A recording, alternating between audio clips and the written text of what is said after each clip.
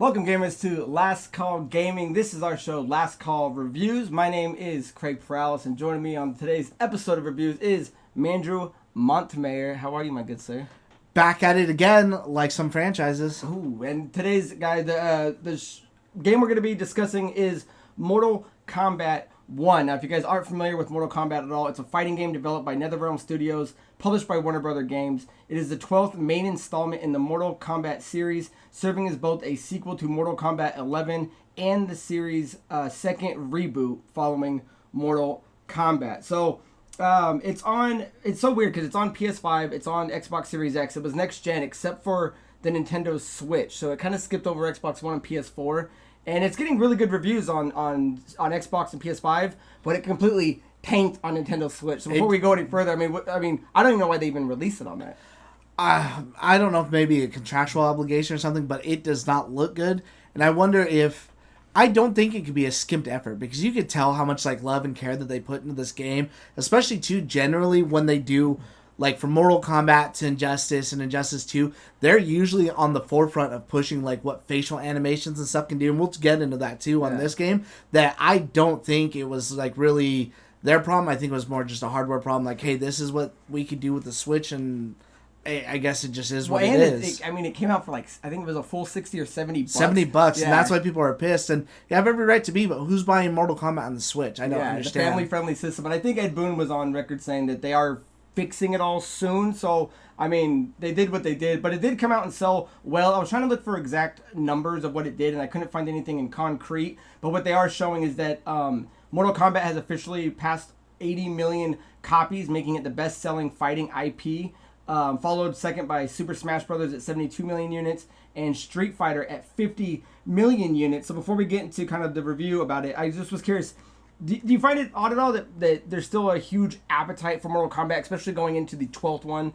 in the series? Or, I mean, because we all saw the trailer, we're all like, man, this looks really good. This looks like how a reboot should be moving. Or do you think it was really anticipated? Did it surprise you at all? Or does this look like just another checkmark for Mortal Kombat? I don't think it surprises me. I think that it is well-deserved, because what they do that's different than everyone else, Street Fighter, this new one had a story mode, but I don't know that people really cared for it.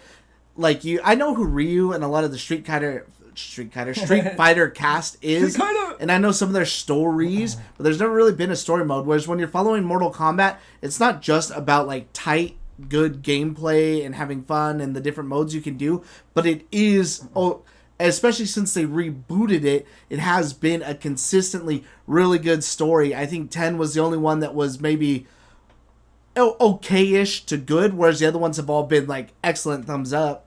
Nice. So yeah, I did want to point out that that I don't think the appetite's gone at all, because we just had Street Fighter 6 come out, which sold pretty well. Mortal Kombat's coming out, doing very well, and then we have the new Tekken coming out, I think, in January of 2024. So it's just kind of crazy that you see these three big franchises all kind of coming out back to back, and it doesn't seem like it's slowing down, and people are really still wanting to play these these epic franchises. And I think there's room for all three, because all three are very different as far as how the game works and the gameplay function. Yeah, perfect. So guys, we're gonna get into this review / spoilercast, and again, this is just gonna be about the rebooted storyline of the campaign and what we thought about it and how it kind of moved from chapter to chapter. So we're not gonna be breaking down the fighting mechanics. We're not going to be going over the online play, the invasions, and the towers, which are all fun and exceptional to play. This is just going to be about the main campaign. And before we dive into it, compared between the two of us, Andrew knows a lot of the lore and the old games and the original kind of stories and characters. So he's going to be able to kind of point out what the reboot was actually able to do, where I'm kind of looking at it more someone fresh going into it. So that's something fair? Yeah, because I think as far as I played every Mortal Kombat, and I always go back and read the other ones, but I think for you've only more recently done X11 and then this one. Yeah, because that's, I think, as long as we've been doing the show. So I think right when we were doing it, Mortal Kombat was still hot, but yeah, I wouldn't be able to remember all of them. And that's where you come in. So I'll try. So guys, so get it started. This game has a total of 15 chapters spread out over 4 acts, which also includes a prologue and an epilogue, and each chapter is played all the way through with one character and possibly a cameo character. So before the main prologue starts with its main cutscene. You kind of get this open narration from Liu Kang, kind of explaining what he's doing with this timeline. So I'll read this real quick and maybe have Andrew put it into context of piggybacking off of the last game and moving into the reboot. And it says, having liberated the hourglass and become keeper of time, my next task was to restart history. Not beholden to past events, I was free to craft a new era. It was with humility and restraint that I approached this blank canvas. After careful preparation, I began work. Painting over the darkness, after eons passed, I sketched out the realms. After eons more, I brushed them in with life. In my new era, all beings will have opportunity to find peace. Whether or not they do will be their responsibility. For my power only permits me to begin this endeavor. It is the duty of mortals to finish it. So this is coming from now Lord Liu Kang, and if you are jumping into this straight, fresh, most people from Mortal Kombat are going to remember Lord Raiden kind of being the main guy. So before we dive into it, Andrew, just kind of put me in context of, where's, Time Lord Liu Kang, where is this coming from? Is this coming off of the last game? Yeah, so this comes directly at the end of Mortal Kombat 11, where you find out time has been being manipulated by Kronika, who is just trying to create everything perfect, and she's rebooted the timelines multiple times. Liu Kang defeats her, and he essentially takes over as the Titan of Time. And so now he, like he's narrated, he's trying to create a new era, but again, he can only create things and set things in motion. He cannot, individually he can influence someone like if we talk to him, but he can't, it's not all being control. So it's up to everybody to kind of do their part. So he can only put the pawns in play, and from there, the rest of it is just, falling to fate. So what he's done is kind of, and what we'll see is the game is, he kind of puts people in new places to kind of maybe rebalance the skills in a way that we've never really seen before, right? Right, and some people, when we get to that, other people have new tasks, so maybe instead of being this big high grandstanding person that was bad, maybe gave them a menial sort of life as to sort of balance it out, so that way it kind of is just peace across the galaxy. Perfect. Okay, so let's open up with the prologue, and it starts off with this old man selling these potions to the villagers and promising these, these hearing results. And as we move forward, we find out that this is Shang Tsung, and it's old man Shang Tsung, and they're in Outworld, which this is clearly not the Shang Tsung that we know being the powerful sorcerer. This is kind of this haggler, this kind of guy that's selling snake oil, and he has villagers confront him that say that, they bought his potion, they found out that it was fake, that it was nothing but tea. He actually takes a pretty big beating, and at the end, when he's kind of, looking at his wounds, he takes off the beard and things, and you kind of see this new, young version of Shang Tsung, and he's approached by this strange woman who later we find out the name that she went by was Damashi, and promises to restore his power and bring him back to, that he's been kind of played against the whole time in this timeline, and you can see that it definitely catches his interest. So as an opening, how did you like seeing Shang Tsung, a new version of Shang Tsung, not the powerful sorcerer? I thought it was pretty cool. I thought it was great, especially too. I'm like, oh, all right, he's old, whatever. But then when he removed the beard, I'm like, oh, that's really cool too. I was telling Craig immediately, this is my new favorite character. The person who does the voice acting, especially the facial animation, everything for him, he is so good. Whenever he is on screen, just even talking to somebody, so condescending and arrogant, like he is just so great. Because I was almost even a little worried too. I'm like, going into this game, like Shang Tsung, if he's the big bad guy again. It's just a completely, I would say, more revamped version that I was like, man, I'm totally not over this. I want more of it. And then, he is approached by that person that's, you have been held down your whole life, that there's bigger things that work that are keeping you from reaching your full potential. Keeping you tied down. And I like that idea. I'm like, dude, this is the perfect setup for, Yeah, I thought it was really cool because, like you were saying, instead of Shang Tsung instantly being, the big bad, it's this, he's not really living a life of grandeur at all anymore. And, so I thought it was a really interesting catalyst to start the game going. So, moving, guys, into Act 1, we have 3 different chapters within Act 1, which is a new era, Mr. A-List, and the Chosen One. So, Chapter 1, starting with a new era, is your main character is going to be Kung Lao. You're going to end up fighting Raiden, Smoke, Scorpion, and Sub-Zero. Your cameo fighter in this is going to be Raiden. And the stages that you're actually going to play in is going to be the, was that the Fenjian Tea House?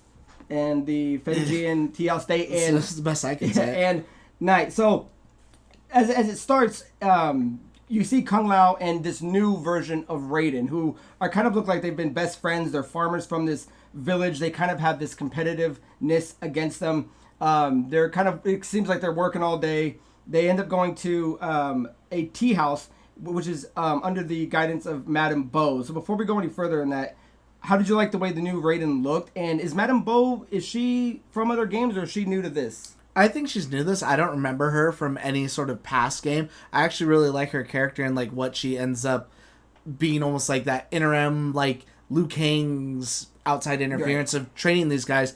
Because like Craig was saying, they're just humble farmers for now who do fight. who do train in combat, but it seems like it's more for like self-defense. They're not a part of like the Wuxi Academy or the Order of Light or anything like that. Yet Kung Lao actually doesn't even have his hat yet. He has like a straw hat that's not metal or anything like that. And I was like, man, that's a pretty cool start that they're still humble. Kung Lao still kind of has his arrogant side. It is cool to see like a Raiden without powers though, and I'm like, I wonder if this is how he was before he became the protector of Earthrealm. So he's almost takes the role of like Liu Kang, you know, just very humble and just hardworking person, and fine with being in this. If I'm a farmer the rest of my life, I'm needed here, and this is okay for me. Yeah, very humble. How did you like playing Kung Lao? And I mean, because I kind of want to point out, because after everyone you play, you know, everyone has different abilities. So I just want to point out, you know, if you like playing with them, if you didn't, at a scale from, you know, dislike, like, and love, I put Kung Lao in like. I thought he was, I thought he had some cool abilities. I mean, obviously he gets better later on, but I mean, I thought he was a pretty decent character. Yeah, I thought he was okay. I mean, it just depends though too, because when you first play him, again, he doesn't have his hat. He doesn't really have like too many like powers or anything like that, because they don't know about that kind of stuff. They think it's like myth, and they're kind of getting to that later on. So I'm like, okay, you know, for a starting in the story, this totally makes sense. Awesome. So as they go to the tea house, this is where you meet the, I always say it wrong, is it the Lin Kuei? Lin Kuei. The Lin Kuei. And you see Smoke come out, who's now a member of this clan, and it seems that they want to extort Madame Bo for protection money. And you know, Kung Lao and Raiden are kind of sitting back, you know, kind of analyzing the situation. And this is the first time you actually are going to meet Scorpion and Sub-Zero, who are now officially brothers and under the same clan. They get into a big, massive fight, and they kind of, you know, they beat them. And then this is where Liu Kang kind of comes out and says that it was a test. He kind of, you know, confers with Madame Bo, you know, are they ready to step up to the challenge of being defenders? So I don't, talk to me if there's anything I missed, anything you ever want to add, definitely chime in. But this is our first look at Sub-Zero, Scorpion, and Smoke, and, you know, the Lin Kuei new clan. I thought it was a really cool tie-in. Yeah, so this is actually the first biggest change. Is the Lin? You find out well, actually, we'll get to that. So, anyways, the Lin Kuei, they are brothers now. It is still Bi-Han as Sub-Zero, but now Kuai Liang, who is the Sub-Zero who takes over for him after Bi-Han died in the first tournament with the scar over his eye, and subsequently in the rest of the Mortal Kombats, he is actually Scorpion now. Yeah. And then Smoke is their adoptive twin brother. So I was like, oh, I really like that, and I like the way that they mesh together too. I thought that was like a really cool take, because I was like, oh man, all right, cool. I'm still having all my favorite people here, and now in a different capacity that totally works, though. Yeah, and it's interesting because you can kind of start seeing that Sub-Zero kind of has this anger issue. You know, he's kind of like, because they're like, they say they were pulling their punches, and that, you know, if they wanted to beat him, that they could have, and it was just kind of more for the test. And you can kind of see this anger that's definitely going to build up in Sub-Zero. And I forget, has Sub-Zero always been just kind of a rageaholic? Wasn't that kind of more of Scorpion's like attributes? Scorpion's more, yeah, but that's because he was like kind of trying to avenge his family. So in this one, he again, because he's part of the Lin Kuei, he doesn't have his wife get killed or anything like that. So he's not driven by rage. But I do like during the fights when you see it is Kung Lao goes to throw his hat, but it's just the straw hat, so it just hits him in the back of the head. But then from fighting with them, he finds this other like metal thing, and he ends up cutting Sub-Zero with that, and he throws it, and that's where he gets the idea for, oh, maybe I should do that to my hat. That would be pretty cool. Yeah, so that was kind of cool. It's these little nods that you see that, you know, you can see how they're going to build and tie in these things that you know from the old school game. So anything else with Chapter 1? The ending, Liu Kang shows up, and again, that he reveals himself to them, and Madame Bo obviously has been training them, prepping them for when he will need them for the tournament that they're holding now. And the Lin Kuei are revealed to be, instead before, they've always been a clan.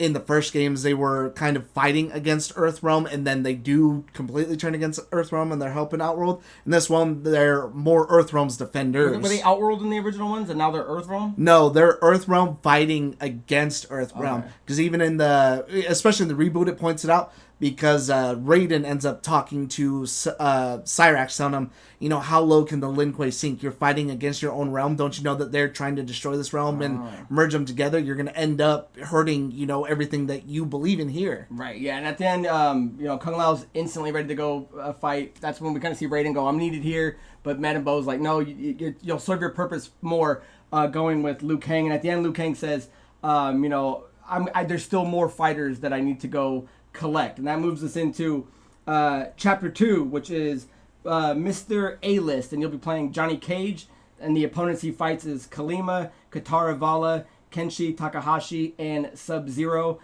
He gets a playable cameo for a little bit with Adam, and the stages that you get to see are Temple of Katara Vala, the Cage Mansion at sunset, as well as at night. The beginning of this is pretty cool, because it's kind of this Indiana Jones kind of parody, and he's kind of going through this temple. I mean, it's really kind of referencing that, and he gets into a couple battles, which I don't think are any real characters. Are there any of those characters from old ones that they've made into movie? I didn't think so. I think they might have been from like some of his other movies or something, but... Okay, cool, yeah. So at the end, you find out that he's on a movie set, and he's kind of dealing with this director that's a hint to Steven Spielberg, and you can tell that he's kind of on his last leg. It moves forward to him being back at home with his girlfriend, Chris, and she's telling him that he's living this too expensive life. And when you kind of look around, he's still living in a mansion. He's like pointing out all these different artifacts and things that he has, and he kind of points to this sword that's worth $3 million. What was cool though is it does show that he's very knowledgeable, like in old like kind of Japanese lore and things like that. We find out that his name... I did like that, yeah. That his name isn't really... Was his name ever John Carlton? Because she mentioned, she's like, I didn't marry Johnny Cage. I married John Carlton. So you know that he still uses his stage name as like, he's embodying the persona. I should have looked that up, you know. Honestly, I don't ever remember seeing anything like that before. It's always been Johnny Cage. Yeah, I don't remember that happening. But that would totally make sense. And then, so as we move forward, she ends up leaving Johnny, and then, you know, somebody else comes in and he thinks it's her, and it actually is Kenshi Takahashi, who was actually one of my favorite characters to play in the game. And after their kind of story, he's talking about that he needs to rebuild the Taira clan? And he wants the sword Sento that Johnny Cage has, and they end up getting into a battle. He ends up beating him, and he ties him up, and he's trying to figure out, because he knows the lore of the past, and he realizes they don't have the same last names. And then he gets a knock at the door. It's Liu Kang, Sub-Zero, Scorpion, and he thinks it's kind of like a hoax, like it's a movie joke. And they eventually kind of straighten Johnny Cage out and tell him that this is all real and that he needs to be recruited. Was there anything else for Chapter 2 you wanted to point out? I think this is where you see like a little bit more of like just kind of different placement. Johnny Cage again, yeah, is just instead of trying to prove his worth, he's kind of trying to almost get back in the start. Reliving the glory days. Yeah, reliving the glory days. And I wonder how old he is in this too, because in the other ones like he is like a lot younger and he's still like that hot action stars. Whereas this, I'm like, you don't seem like you're too old, and obviously there's no Sonya or anything. You're married to somebody else that's completely different. I did like how knowledgeable he is, and he's still the same Johnny Cage, like arrogant, but I do like again that he's knowledgeable. I'm like, okay, hopefully that'll set up later for maybe when you, just like in the other games, when you turn into that hero, that person that you can like admire, and I really like his change in this. But when you run into Kenshi obviously has his eyesight, unlike when you meet him in the first games. And he's actually a member of the Yakuza now, which he was not before. And the reason he is trying to get the sword is so that way his clan will follow him and he can kind of try to lead them away from the Yakuza and start his own thing and kind of regain his family honor. I'm like, that's cool. That's a definitely cool change for him too. Especially too when you see him, he's got the Yakuza suit. His hands are all tatted up and stuff. So I do really like Kenshi a lot too. So is Kenshi normally a villain in most games? No, he's a good guy. In the original ones, he had like lost his eyesight because Shang Tsung tricked him. We can get to like some of that later, but that kind of sets him on that path where he's like kind of hunting down Shang Tsung, but he's always generally been on the hero side. I wasn't too sure about that because he was actually a really cool character, and I liked that as well. So yeah, so now they've recruited Johnny Cage and they've recruited Kenshi, which moves us into Chapter 3, which is called The Chosen One, which is actually one of the longest ones in the game. And in this one, you're actually going to be playing Raiden, and the fights you're going to have are 7. You're going to be fighting Johnny Cage,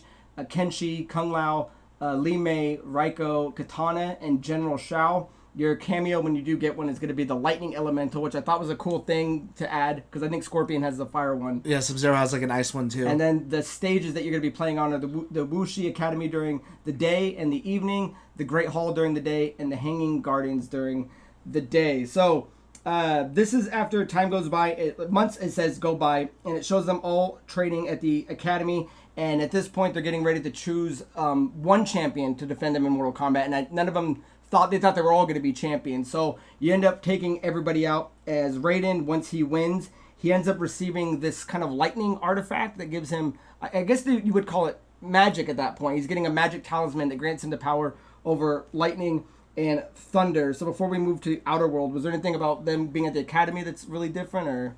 The Academy is like originally kind of where they had grown up, and that's who trained them. And then as far as that medallion goes, I'd never seen anything about that. I know that like some of the others, like the Kamidogu or like Shinnok's amulet, I never saw anything about a lightning medallion. Well, yeah, because the old Raiden wouldn't need it, right? So this Raiden would need it if they're going to give him the lightning ability. Yeah, so I was like, okay, that's a I thought it was cool. Yeah, I like that too. I'm like, okay, that's a cool way to introduce something like that. Nice. Well, how do you like it that, and again, Liu Kang kind of points out that since they've been winning a lot of the Mortal Kombat tournaments, that there's a reason why the Outer World gets more defenders and they only get to have one.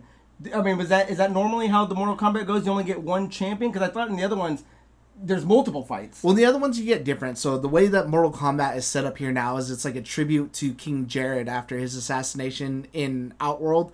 And so we'll kind of get to that when we get to some of these other characters. But the way Mortal Kombat works now is it's more of like just a test of strength between Outworld and Earthrealm. It's no longer called Mortal Kombat, because Liu Kang even says that. He's like, I would never send any of my champions into Mortal Kombat. There's no risk of you dying. So it's now just something between realms. It's almost like a game. They've won some, we've won some, because they even asked that, how many have you done? Whereas in the old ones, you had to win 10 in a row, and it was to the death, and you could provide a certain amount of champions into it. I don't know that there's ever a limit, because they never really mentioned anything like that in the original ones. Whereas now, yeah, the loser could add a couple extra, and again, it's more a feats of strength than anything. It's not anything like, if we win, we're going to take over you. But Liu Kang is still concerned because there are people out there that he thinks Earthrealm is undeserving. They would attack if they had the chance. That by winning, that shows our strength, that shows our bravado. Don't mess with us. Like, you're not going to win, and we'll be fine for however long. Yeah, okay, good. Because that's kind of what I was looking at, too, where it seems like once the death of Jared happened, it seems like he's like, now there's conspiring forces to where if Earthrealm doesn't keep its dominance, that maybe there will be rebellions, or, at that point, there might be causes of active war, where before, yeah, like you said, it would look like a perfect test of strengths. Let's battle our worlds together. Liu Kang and Jared seem to be great friends, so there was no animosity, right? Which was really cool. So, as we move forward, they actually move to Outworld, where you meet the Ungadi, which is kind of the royal guard, and you meet Melina and Katana, who are the princesses. And as you're going through town, as they're escorting them to the palace, you meet Constable Li Mei, who seems to be escorting these Tarkatans in the middle of the road, which I guess they're criminals, and we'll kind of get in more of their spot in a second. But as we get, unless there's something you want to say about that at all.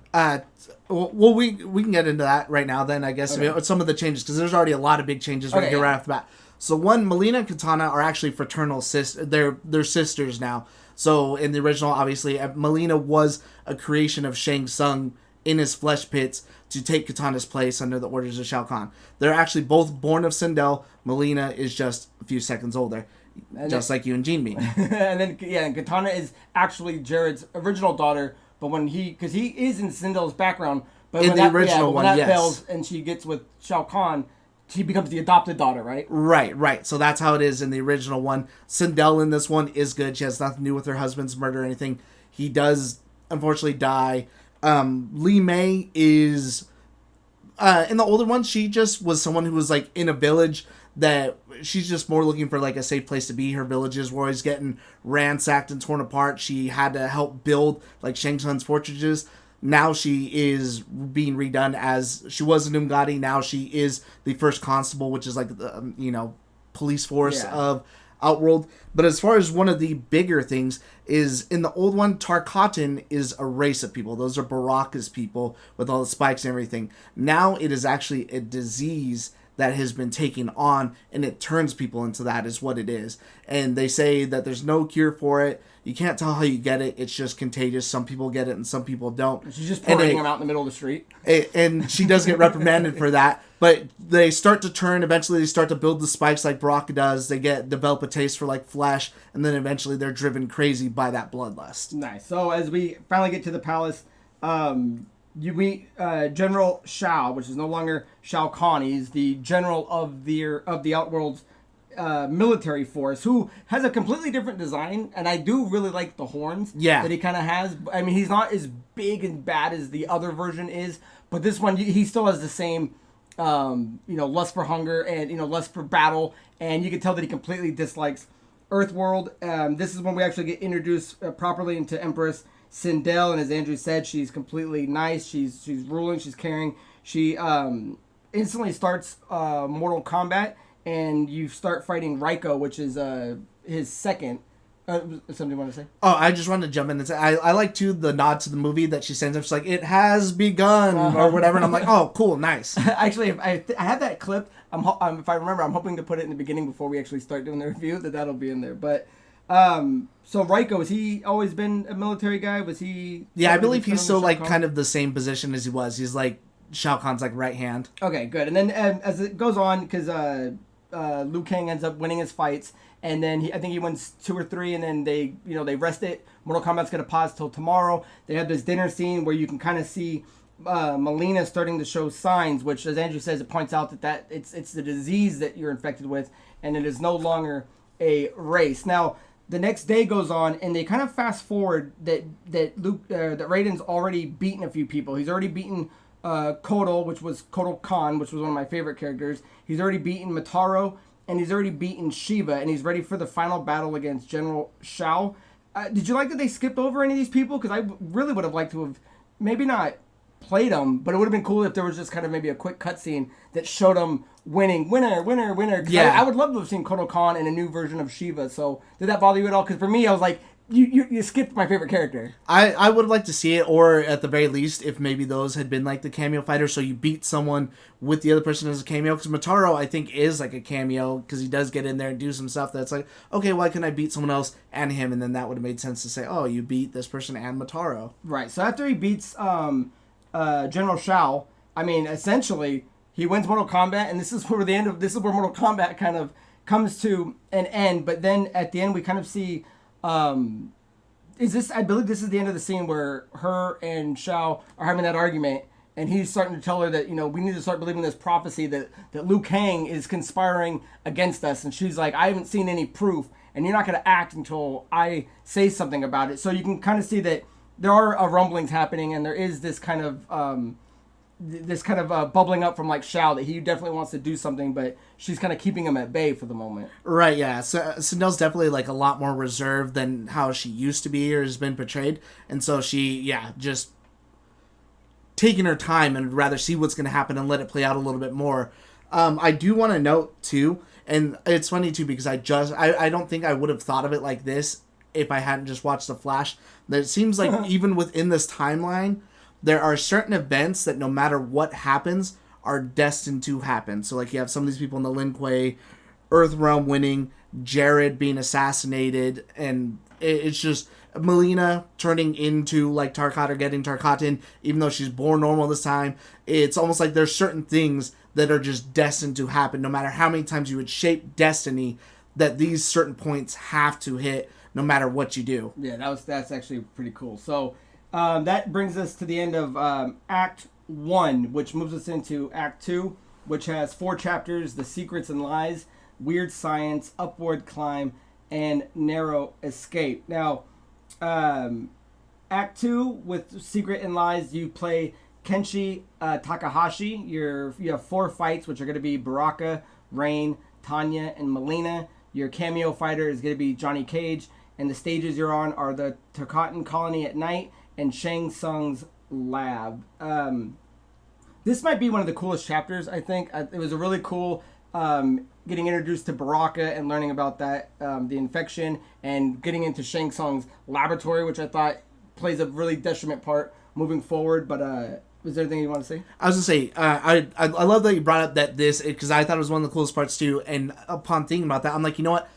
I wonder if I like this more because it is that good, or because up until this part, they really took their time telling the story, and that it is almost kind of like a slow burn. There's not like crazy conflict. There's just a little bit of hints of stuff here and there up until you hit here, and then this is where it just kind of takes off like going forward. And I'm like, man, I love it. Made me appreciate the beginning, that slow burn a whole lot. I'm like, oh, okay, I appreciate this so much more now because I wasn't just thrust into conflict. Yeah, and again, like I said, the Mortal Kombat's over. So from here on out, this is all like political intrigue, backstabbing, you know, government, political things that are happening. So like the whole game kind of takes this shift from being like, who's gonna win Mortal Kombat and dominate these realms versus, no, we gotta like figure out who's doing what now, who's on what side. So this is really where the game kind of pivots away, what I would imagine, from most Mortal Kombats that end in Mortal Kombat. Yeah. So with that being said, this is where Garrus reveals that he's noticing this mysterious woman has been training Shang Tsung, and Liu Kang, with that knowledge, sends Kung Lao, Johnny, and Kenshi into like a covert op to retrieve him. At this point, they now know that Shang Tsung is no longer living the role that Liu Kang kind of set up for him. He is now developing magic. He's now becoming the name in the Outworld. They know that he's there, and they're kind of he's sending these three to go retrieve him so that he can be questioned. Right, and so Garrus, again, is almost like the same. He's the Time Titan's right hand, except for in this one, he kind of more watches over time. So Liu Kang has made a good version of this one, so this is the same Garrus from like Mortal Kombat 11.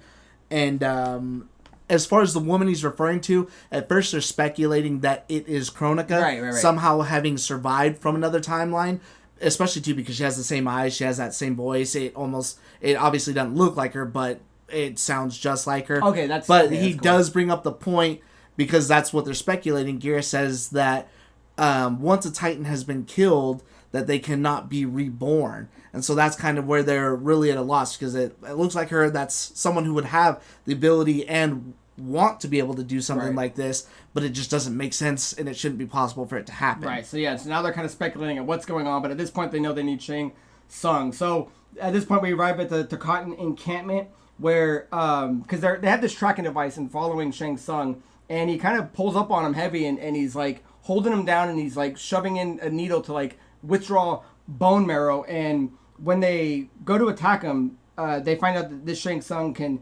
shapeshift, and then because Baraka is battling him and he's about to kill him, and they stop him because they want to be able to question him. They kind of get into some heated argument. Kenshi explains the situation, and they kind of settle it down, and Baraka explains to them that there's a laboratory that is nearby, and so they go there to kind of go explore and see what's going on.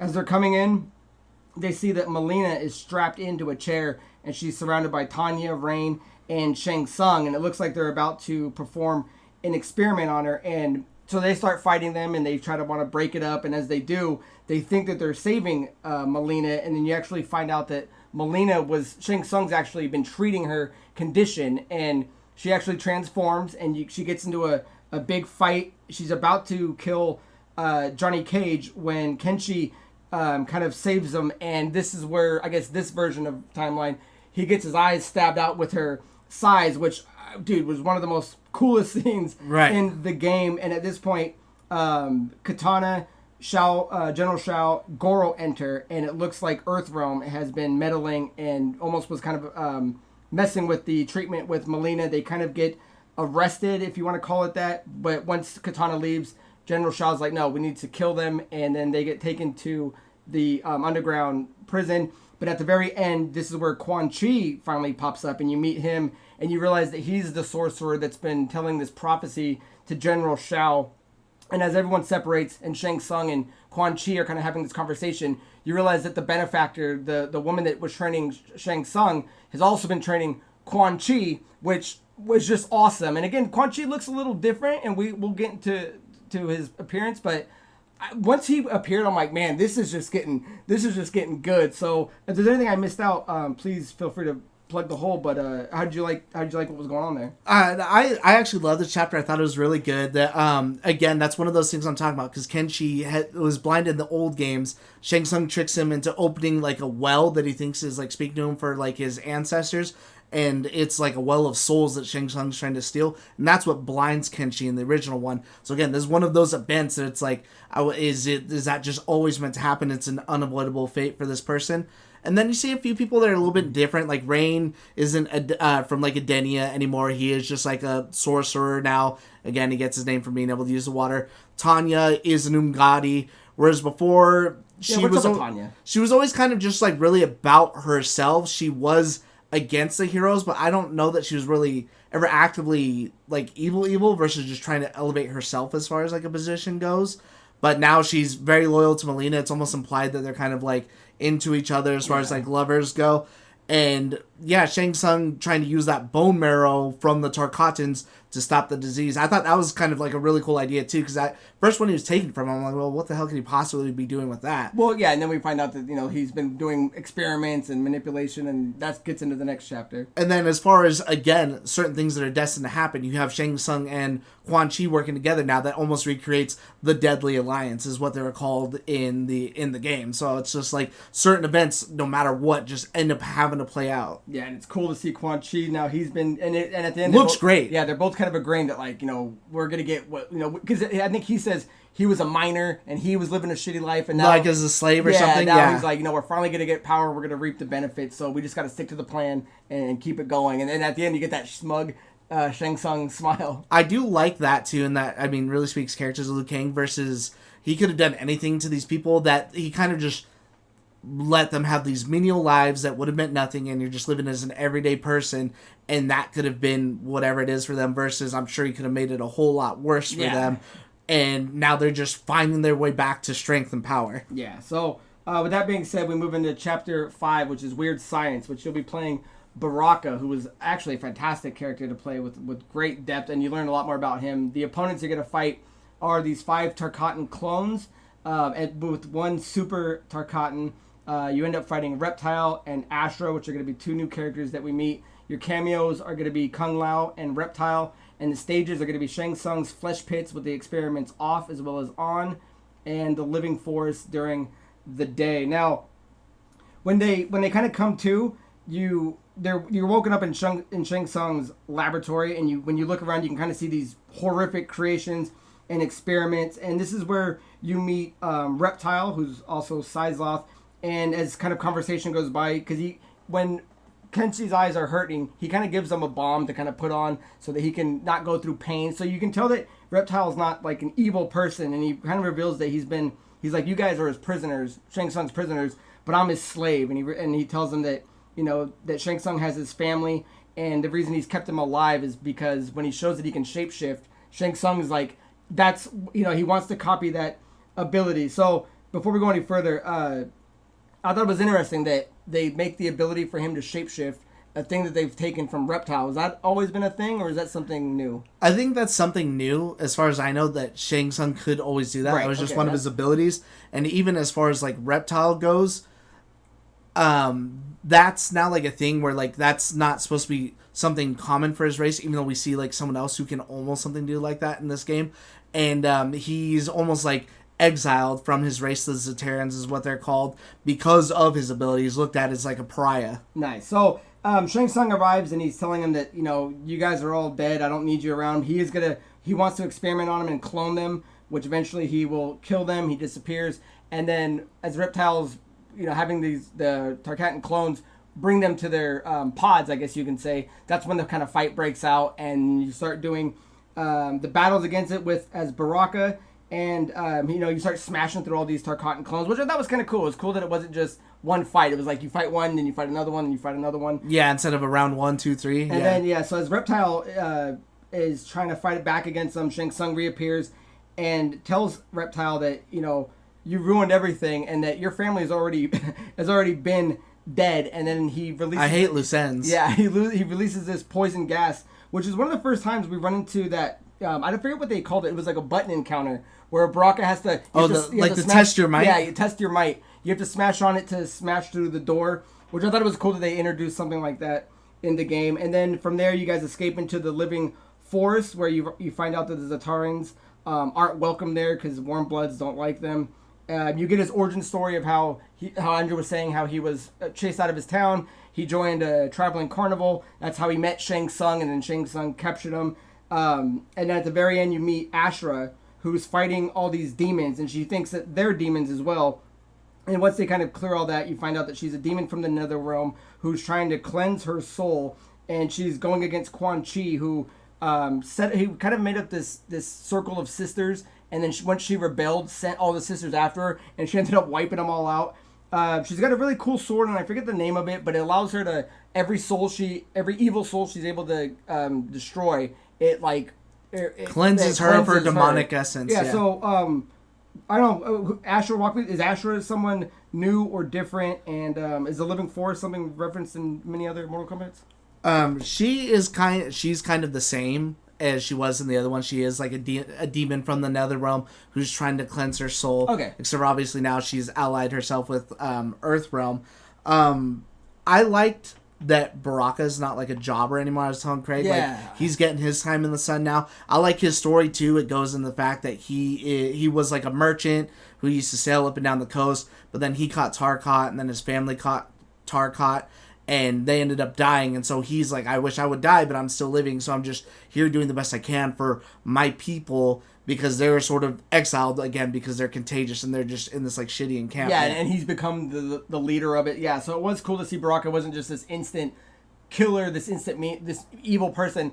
It was like this guy that's just like, man, I used to have it all, and now I have nothing, and I'm banished. And it was a really cool scene. And again, this is one of the cool things I like about this game is when you see characters walking together that would never be walking together. When you have Reptile walking with Johnny Cage, walking with Baraka, it's like, and it makes sense. Yeah, it's like that would never happen. And then this was a really cool point in the story where you do get those origin stories with Baraka and Reptile, and then you meet Ashura and learn her. So you kind of meet these three characters, and you get a lot of good background and origin story with them. And we'll get into the Living Force after the next section. Okay. I can answer something for you. But yeah, I was going to say, I do like, and I was watching a thing with Ed Boon, because he's like, well, how do you guys think you've improved the game? He's like, I really think we've improved on our storytelling, because in the beginning, we'd have people fight maybe for some menial reasons, like Johnny Cage is hitting on Sonya and Jax takes offense to it. So he's like, all right, well, we're going to have a fight now, versus all these fights that happen make sense. There wasn't one where I'm like, well, why are you guys even fighting or like duking it out? Oh, that's like, a good point. Something dumb. Like, if you really go back and think about it, everything kind of makes sense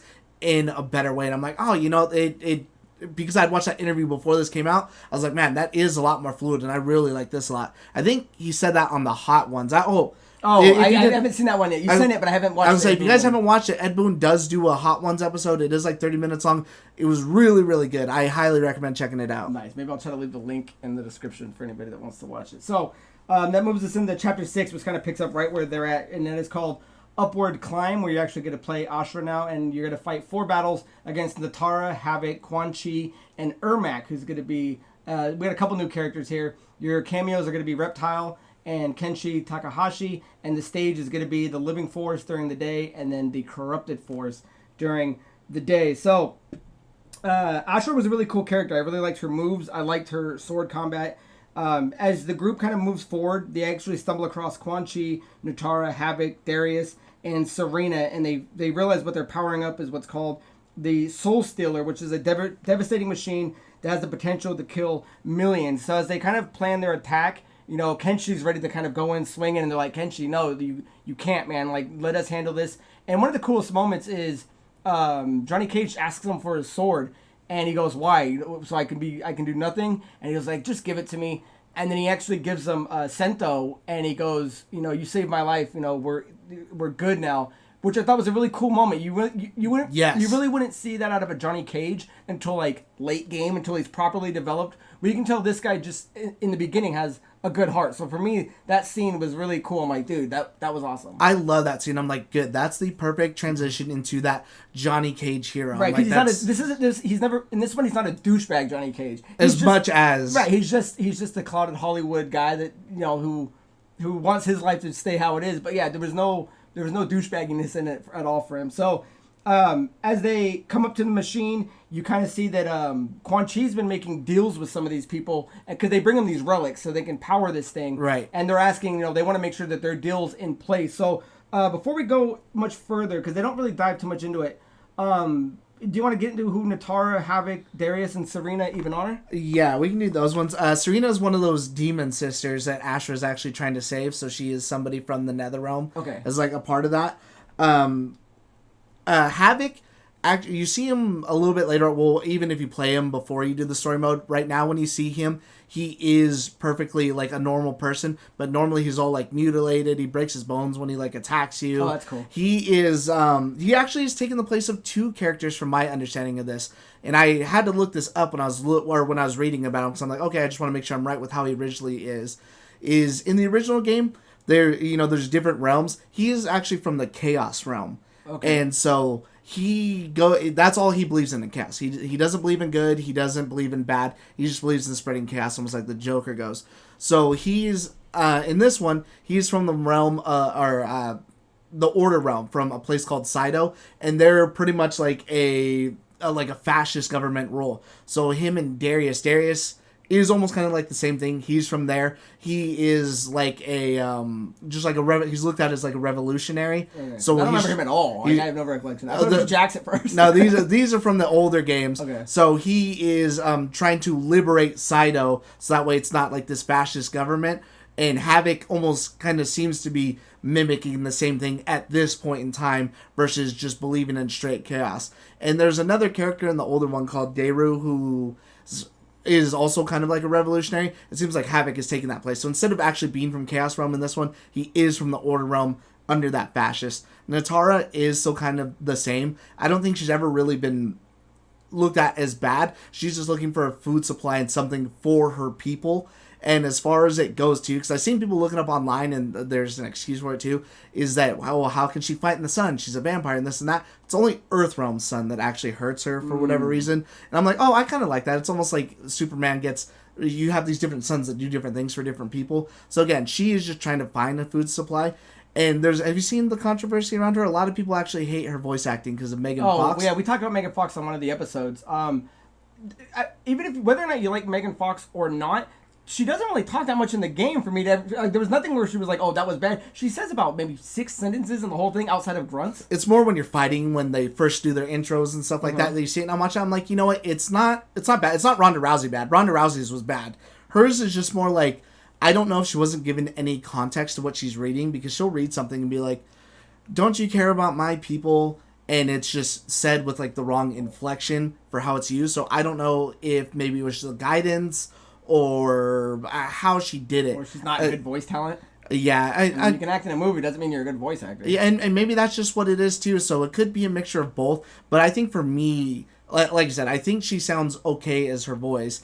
It's nothing special. It's just, it almost seems like it's the wrong inflection. Like maybe she was just reading these lines off the script, but it wasn't given any direction as to like, okay, you're fighting these guys, you're this person, and action. Right. So, with that all out of the way, yeah, because I was really curious with these 4, because you don't really see too much of them, or at least an explanation of too much of them. So, with that being said, as the team continues to battle all of them, the machine actually gets activated, and it actually steals souls from the forest itself, which creates a character named Ermac. Now, who's a complete, soul demon-like being that's under the control of Quan Chi, and obeys his every command. Is he a new character? Ermac, no. Ermac he's always been immortal. Well, that's from the era Macro, like the old days, but eventually he was introduced, and he is the same thing. He's just a created cluster of souls that by Quan Chi, though? I believe in the last one it was by Quan Chi, because I think that's who he's accompanied with. When they redo it in Mortal Kombat 9, he just comes out of like this soul well. So yeah, I think it is from Quan Chi in that one too. The only thing that's a little bit different that I think was never really alluded to too much before, but is in some of the endings, is that when they do that soul steal, they take all the soul, and this is what I was saying about the living forest, is actually that old forest from the old game that's completely dead with all the moaning trees and stuff. Oh yeah. Is that where Scorpion fights Johnny Cage? Yeah. So this would be that where all the trees are moaning and they're dead, or like they can eat people and stuff. These are those trees pre and post. So this is what that forest is supposed to look like when it's full of souls of the dead, versus Quan Chi taking them out. Now they're just dead soulless trees. But Ermac actually has the soul of Jared inside of him because it was taken out of one of the nearby trees. Right, and we'll grab that a little bit later in the chapter. So as this goes on, Asher and Kenshi is trying to join in the fight. and he kind of gets smacked around, and he's about to get kind of womped up, and his blade ends up talking to him, and you find out that he has the ability with like a telekinesis telepathy with these with his people. Like they want to make sure that they can save him. And then when they do a point of view where he can actually kind of see, but it's kind of like almost Matrixy kind of looking. And so he's actually able to get back into the battle. So Ashura and Kenshi end up fighting Ermac, and between both their blades having pretty cool abilities, they're actually able to taint Ermac and kind of mess him up. And when that happens, these souls kind of trigger out, and they start attacking Quan Chi, who tries to hold them off and does it. And he actually gets I don't know what you would call it, like a soul suck out of him. Drains some of his life essence. Which bleaches his skin, which turns him back into the original look of Quan Chi from Mortal Kombat, which at that point I was like, dude, that is pretty cool. It's these little things of nods of turning him back into that. The group begins to then agree to part ways, with Johnny Cage offering Ashura a home on Earth, and they're taking Quan Chi with them. And Shang Tsung, when we go back to a different cutscene, is talking to the benefactor and tells her that all the other Soul Stealers are up and running, plans are running smoothly, and he's actually got plans for the Lin Kuei coming up. And that's kind of where that one ends, unless there's anything else you want to... No, I had the same thing. Okay, so moving into then Chapter 7, we have Narrow Escape, where you're going to be playing Reptile, and you're going to be fighting 4 fights against Li Mei, Katana, Tanya, and General Shao.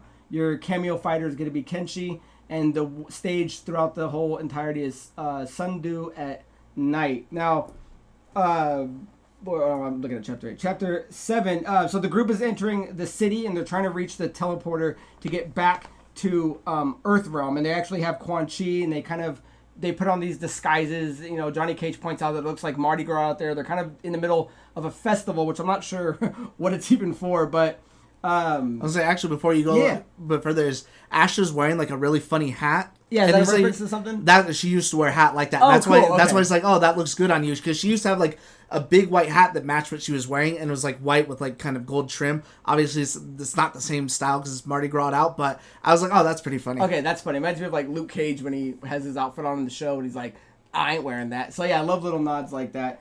Again, this is kind of where you see this opening with Melina and Tanya flirting, and Katana is cautioning her sister about consorting with the Umgadi, and you can kind of see that Melina is kind of being this rebel. And I don't know how much emphasis they were trying to put on it, because I almost kind of glossed over it, but I was like, okay, clearly something's there. But going back into what their plan was, they're trying to reach the Earth realm with Quan Chi to teleport back to Liu Kang.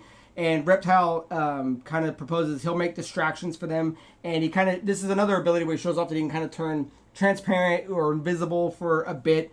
As he's running through the city, these street brawls happen, and the police force with the constable as well as the military know that something's going on.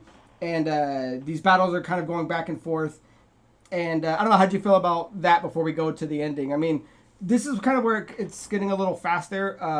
You can tell Reptile is like, because Li Mei, you can tell, doesn't want to hurt him, and she's like, I'll listen to you, but you got to go by the thing of law. She's really trying to stand for justice. And Reptile's just like, if I get caught, I'm dead. Like Shao Kahn or General Shao is not going to let me live, because they already know that Reptile knows too much. I think what I like the most about this one is that you really see Katana truly like love her sister and like care for her, that she is not trying to like usurp the throne or anything like that at all. She's like, you know, it's forbidden to be with Umgadi or whatever. Wait till you're empress, and then you can change the law and do what you want to. You don't want people to try to depose you or speak against you now. So she really is pushing for her sister to take Sindel's place. Like, she doesn't want anything to do with it, and she is totally fine with that. Actually, like, you know that's what? cool. And we did miss that in Chapter 3, where the rule was supposed to be when Raiden has to fight the heir, which was supposed to be Melina, but they know that her condition was happening, which is then why she went to Shang flares Tsung. up when she goes to right, combat. So then, but when he fights Katana, she's like, people already think that she should be the heir. So yeah, you can already see that there's this little animosity that she thinks Katana wants to take over the role, but Katana clearly doesn't. She just wants her to be protected and safe. So once the battles happen and they actually get through, they actually end up losing Quan Chi along the way, but they do make it back to Liu Kang, where one of the things Liu Kang points out when he looks at Kenshi and he sees at his eyes, he goes, oh, I can't, he says something along the lines of like, I didn't know what happened like that this time. What's all that about? I wrote that about it. He's like, oh, I'm glad to see you bonded with Sento. I just wish it didn't have to be that way this time. And he's talking about the fact that he's blinded again, that he was hoping he'd be able to bond with the sword in his new timeline, but be, a norm, or, not afflicted by something. And again, this comes from Liu Kang knowing in the previous timeline that he was blinded before due to Shang Tsung. Gotcha. Okay, I wasn't sure if maybe he lost his eyes a similar way, and he's like, I was hoping to avoid that altogether. But you're saying just in general, when he found the sword, that he just maybe could keep his eyesight. Which, dude, by the way, I mean, if you're gonna get that kind of eyesight, I mean, I kind of like the Night Angel blue that he's kind of looking through. I like that he almost lets it slip too, and that it's just like, oh shit, like I misspoke. Yeah. And I don't remember if we had said it before or gone into as much detail about it, but we might have glossed over it because it comes into the fact later. Is that Liu Kang isn't like really like the Time Titan anymore. He kind of gave that up, and now he's more doing Raiden's job. He is Earthrealm's protector because he didn't want to go crazy by tampering with time. Did we not mention that he's not one of the time? I think we read the beginning and maybe might have skipped that part, but either way, we would have gotten to it eventually. But just in context for this, why he's so involved with these people, it's not so much considered meddling because again, you know what? Because I have it in my notes of when I was going to point that out. That's why. Okay, but yeah, as of right now, he's no longer the Time Lord. But so once he allows Kenshi and Johnny Cage to go rest, he talks to Astra and Reptile, and they both kind of give him these stories about Quan Chi and Shang Tsung, since they both have worked for him, and he kind of realizes that he's like, how can this be happening again? And they're forming this new deadly alliance, and they find out more that the woman, when he talks to Garrus again, can't be a Titan from the past, but somebody from the timeline with a vendetta. So at that point, we reached the halfway mark, so I kind of wanted to just pause real quick, and at this point, just see how do you like the story going on so far? How do you like the new timeline and characters? My biggest question was, with the Deadly Alliance again, did any of this feel repetitive, or is there enough new stuff in this where it's new blood and them recreating a Deadly Alliance doesn't feel like they're hashing out an old plan? I almost didn't feel like it was hashing out an old plan, because a lot of the stuff that they're taking from these games are games that didn't really have a story mode. You have the intro before you push start to play the game, and then the rest of the story you get from reading articles of clothing or doing the tower with every character. So it's nice to see a lot of this stuff more fleshed out, and even still, it's in a different way that I felt like it was fresh enough. And who's been your favorite character to play so far? Because I really liked playing Kenshi, was probably my favorite guy up until this point, because we are going to meet a handful of new characters we get to play, but he was one of my favorite, and I love all their new looks, man. Reptile especially, I love the way he looks. Yeah, he looks great. My favorite, I think, to play, I ended up to this point, no one we haven't talked about. I really liked Astra a lot. Astra was dope. Okay. Yeah, like playing her, especially with the sword too, because you can do like a light thing with the sword, or you can like infuse it with like darkness, cool, or it does something. And I really liked her combos a lot. Like I felt like fighting with her picked up for me, because I could bust out like a 6 to 7 hit combo, whereas I can't do that with like everybody. I'm like, okay, I kind of got this down now, to where I'm just like, excellente. So. So we're halfway through the game now, and at this point we move to Act 3, and at this point it does start moving a lot faster, so I don't think we'll be diving into them as long as we have been on the other ones, because this is kind of where the story starts picking up a little bit more. So Act 3 is going to have 5 chapters, which is the longest out of the game, which has Band of Brothers, Civil War, Protect and Serve, For the Empire, and Queen's Gambit. So starting with Chapter 8, Band of Brothers, you're going to be playing Sub-Zero with 4 fights against Natara, Ermac, Quan Chi, and Shang Tsung. Your cameo fighter is going to be Scorpion, and the stages you're going to be on are going to be the Ying Fortress with Snow and the Treasure Chamber with the Schmelter on. So when you start with this, Bihan and his crew are waiting to see Liu Kang, and he's yelling at Smoke. He's kind of being a little hostile, and when they finally gets in to see Liu Kang, he tells them that they need to go around and stop these soul stealers, because they realize that there's more happening, and one of their jobs is to go do it. I think Johnny Cage or Kenshi Raiden want to go with them, and they're like, no, you're not Lin Kuei. We operate a certain way. So it kind of fast forwards, and they're climbing up the massive fortress, and it's kind of cool watching them go. Scorpion's got his grappling hook. Sub-Zero's climbing up at the ice, and Smoke's just kind of raising up, and then Smoke gets attacked by, I believe it was Natara. And so the battles keep going on. You fight Natara, you fight Serena, you fight Ermac, and then as you enter, you're trying to go capture Quan Chi. But as they're kind of talking amongst each other, they realize that this big war is going to happen, And Sub-Zero kind of gets a little distracted by seeing all the gold and wealth. He's going, people are going to build empires and factions out of this. And he's kind of like, why aren't we getting any? And Scorpion has to remind him that our duty's to serve and protect, not to garnish power. And as you end up fighting Quan Chi and Shang Tsung and you win, but as he's about to kill him, if I'm not mistaken, General Shao arrives with his army, and they end up kind of arresting them.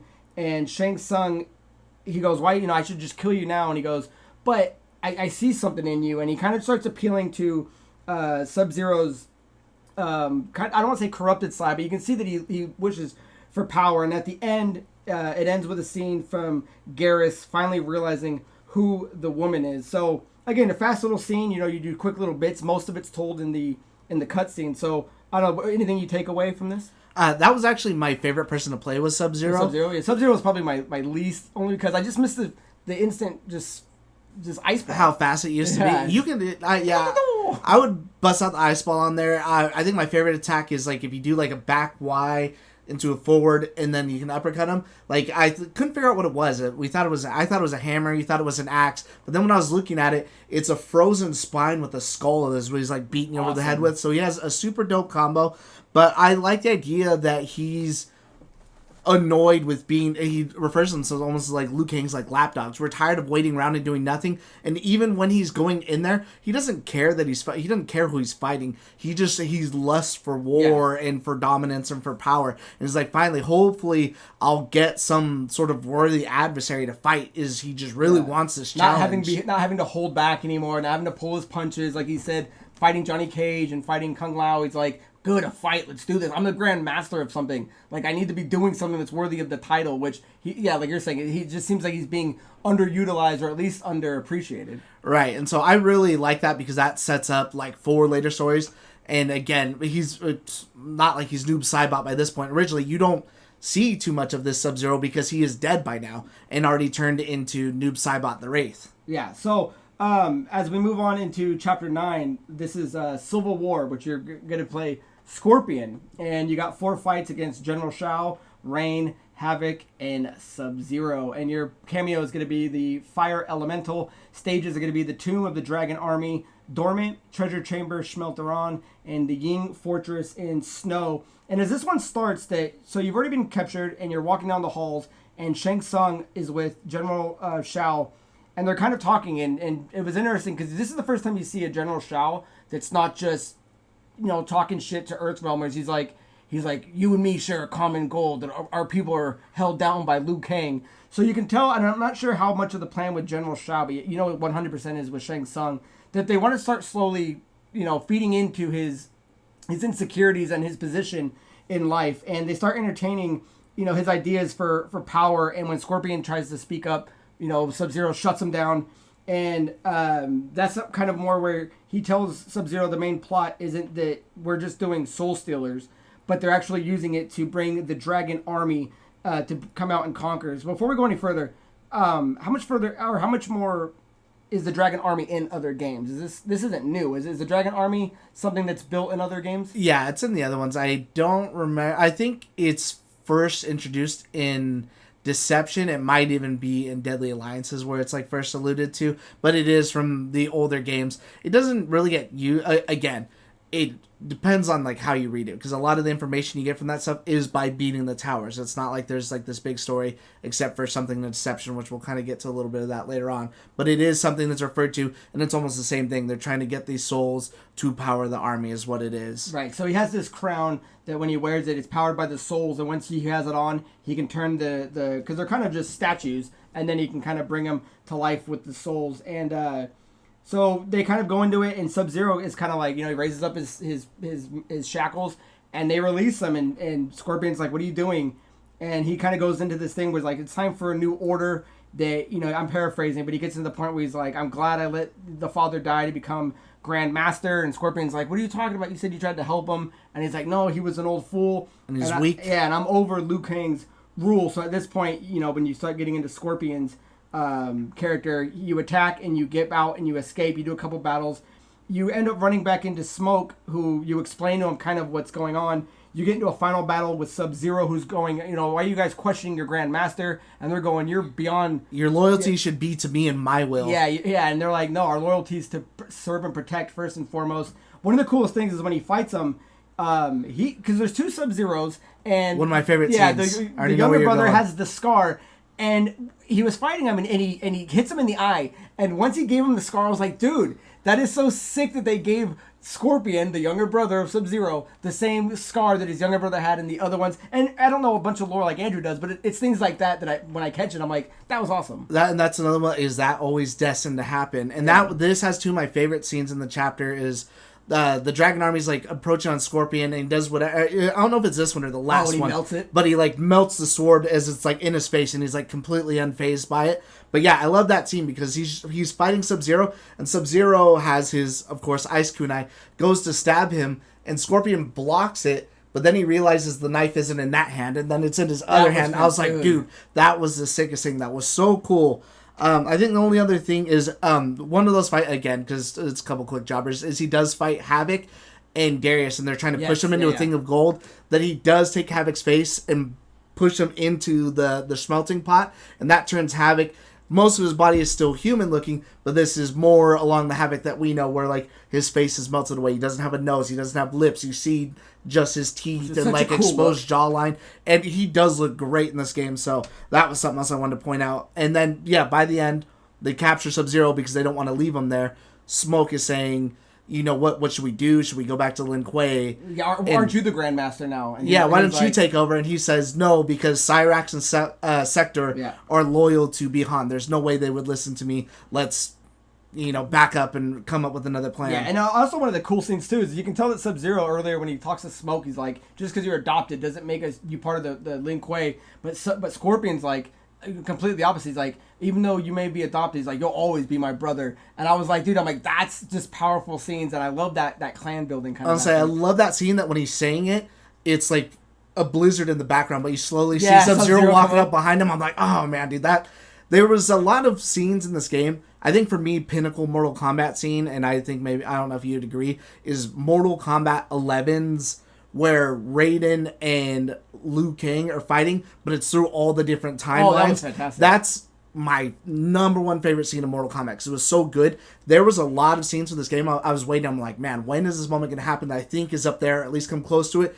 And just in this chapter alone, I was like, dude, there's a couple right there that are on the verge of that. Yeah, and it's one of those things where you look at, if you were to make a Mount Rushmore of Mortal Kombat characters, I would be hard-pressed to find anyone that wouldn't put like a Sub-Zero and a Scorpion on it. So it was really cool that, I was invested in their storyline. I'm like, dude, what's going to happen with these guys? Because something's bubbling. And what you get at the end is this cool, Sub-Zero turns. Scorpion and Smoke are kind of gathering back up together. That they're still worried about Sector and Cyrax. They don't know what's going on. So I really like where that story went. And which is why I used the thumbnail for this video. Because those two storyline was just awesome. And I can't wait to see where it goes. Yeah, I think it was my favorite. I think those might have been like my favorite part. Just because, again, just those two, seeing them riff now, I'm like, man, that was so good. Fantastic. So that moves us into Chapter 10, which is Protect and Serve, where you're going to play Li Mei with 4 fights against Raiko, Tanya, Katana, and Melina. Her cameo is going to be Liu Kang, and your stages are going to be Sundu during the day,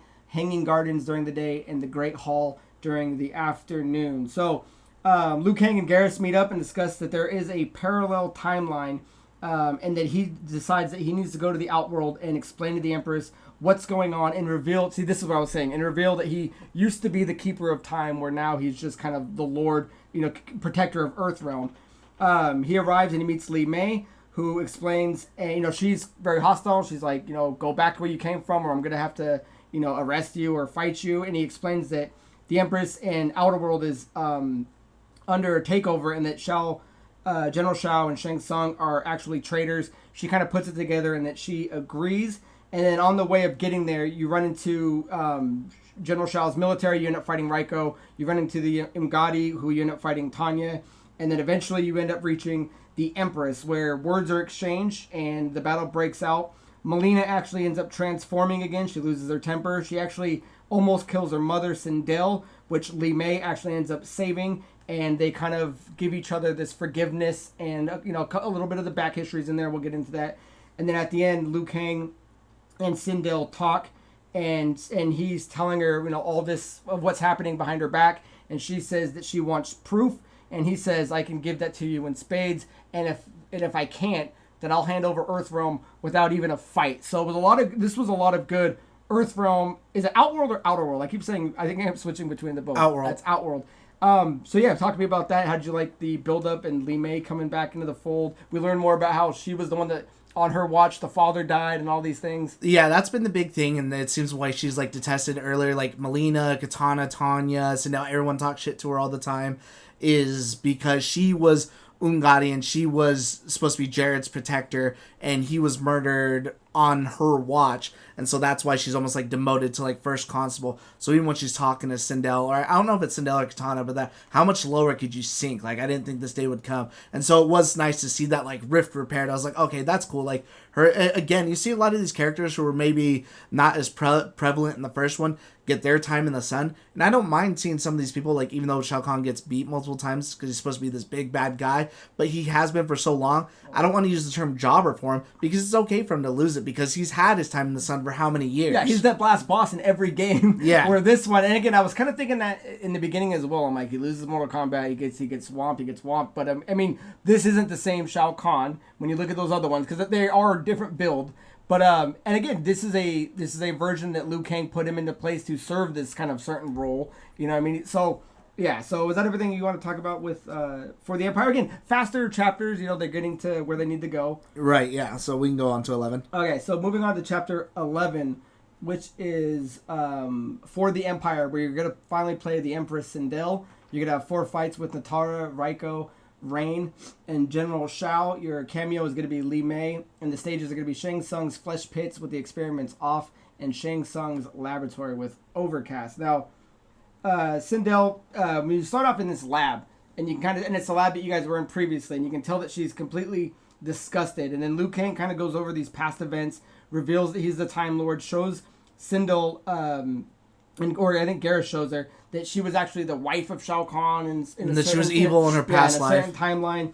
And he explains, because she's asking him, like, were you a god? Are you my creator? And he explains that he's given up the life of being divine because he saw what it did to Kronika, and he'd rather just be the protector of the realm. He doesn't think he could have done it any better. And while this is happening, General Shao steps in, and he starts telling Sindel, this is the rebellion, this is the takeover. She's too weak to rule. And he reveals the amulet of Shinnok, and Liu Kang begins to warn him that, you know, be careful of this power. He actually ends up trapping Tanya, Katana, Melina, and Garrus, and then the battle pursues. And then at the very end, once they're defeated and everyone's freed, Liu Kang asks for help to defend the Earth Realm from Sindel. And it was a good comment. She goes, "Is this a command from my creator?" And he gives her that smile. You're like, "No, this is a request from a friend." So I thought it was a beautiful, again, faster. But talk to me where you want to jump in it. But at least try to explain to me what the amulet of Shinnok is, and does it play a bigger role in other games? Yeah, that's actually the big one in 10. That's what like a lot of them are like fighting over. Okay. Is that amulet? It sounded familiar, but I just don't remember. Yeah, that's the big one they're fighting over in 10. Shinnok's an Elder God. I don't know what like place he really plays in this, because it doesn't really mention like Elder Gods or anything like that. Right? And so I'm not too sure what plays with the Elder Gods in this one, because in the original they're the ones who set up the tournament, so that's why you have to fight by those rules.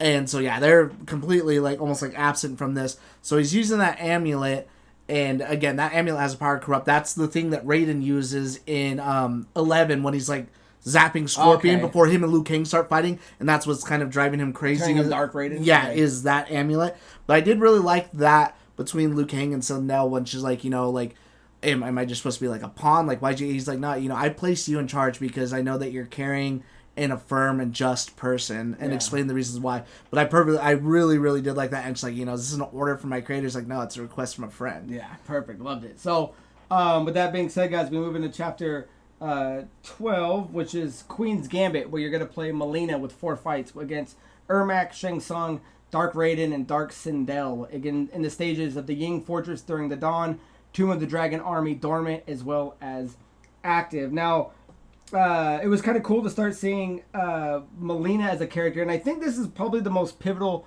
chapter that we start getting answers of what's actually happening. So this one was actually really cool in terms of what presses the story forward. So the combined forces, now together with Earthrealm and Outworld, head to the Deadly Alliance fortress.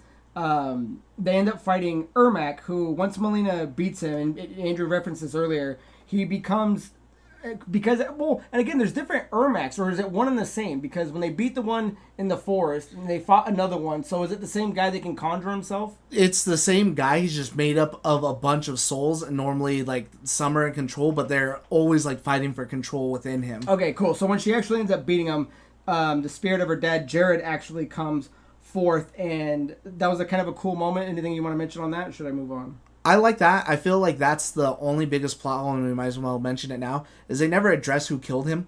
Yeah, I was curious on that too. I was and so I have no clue if I forgot.